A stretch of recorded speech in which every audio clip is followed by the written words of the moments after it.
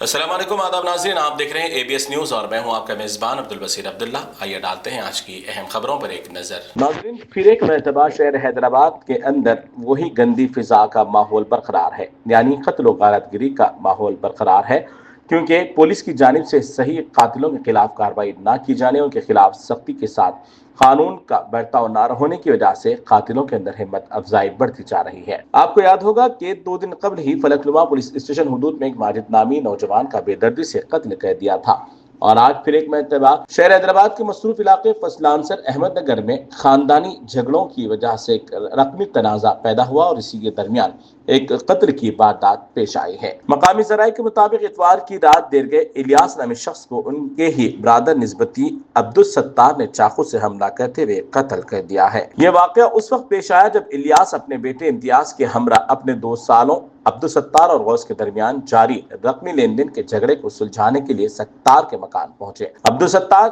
और गौस दोनों भाई हैं और चिकन सेंटर का कारोबार चलाते हैं।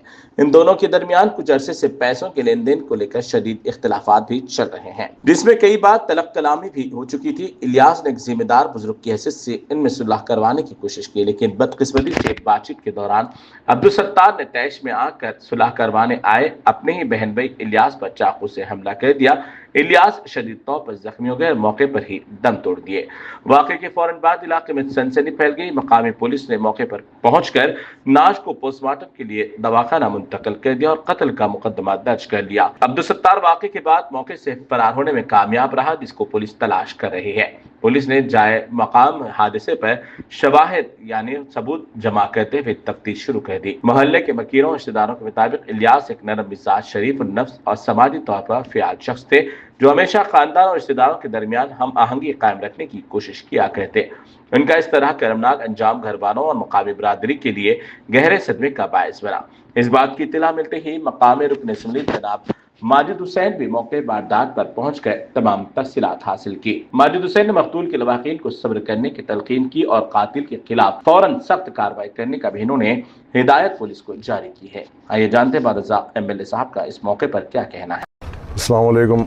आज करीबन रात में 11:30 बजे फसलांसर हलके में एक मर्डर यहाँ पे रिपोर्ट हुआ और एक हमारे इलियास भाई नामी शख्स जो करीबन 45 इयर्स के हैं, उनको उनके साले ने चाकू से मारकर हलाक कर दिया।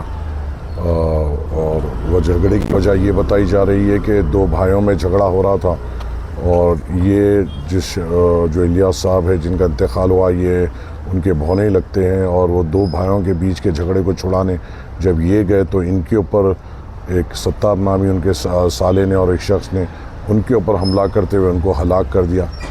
बड़ा ये गरीब घराना है, 2 बेटियां हैं उनको और एक छोटा सा बेटा है, और उनका जो रोज़गार था वो ये था, वो सेंटरिंग का काम करते हुए अपने घर को चलाते थे। और अब उनके इंतकाल के बाद उस घर के लिए बड़ी तकलीफ़ की भी बात है। इंशाअल्लाह ताला हम अफराज ख़ानदान के साथ पूरी तौर से ठहरेंगे इंशाअल्लाह ताला, और ये भी कोशिश करेंगे कि जो गुनहगार है उसको सख्त से सख्त उसके ऊपर कार्रवाई हो, क़ानूनी तौर पे भी कार्रवाई होगी और बस्ती के तौर पे भी जो किस्म से ये खूनियों के साथ जिस तरीके का रवैया करना पड़ेगा वो हम इंशाअल्लाह ताला करेंगे। कोई यहाँ पर अगर कोई किसी का खून करता है और उसका भाई ये सोचेगा कि हमारे भाई ने किसी का मर्डर किया, बाबा ये सोचेगा मेरा बेटे ने मर्डर किया, तो इंशाअल्लाह ताला उनको ज़मीन बताएंगे और जो इनका यहाँ पे कारोबार है वो पूरी तौर पे बंद कराएंगे और जो भी घर में वो रहते हैं उनको खाली कराएंगे, क्योंकि ये खूनी जो है इनको सबक देना बेइंतहा ज़रूरी है। और उनको फौरी तौर पे जब ये गुनाह करते हैं वही वक्त में उनके साथ बदसलूकी करते हुए, क्योंकि एक मासूम की जान जिस मासूम की उसने जान ली उसके कांधे पे 2 मासूम बेटियों और एक छोटे बेटे और एक बीमार बीवी का बोझ था, और वो अपने मेहनत की कमाई से अपने घर को चला रहा था।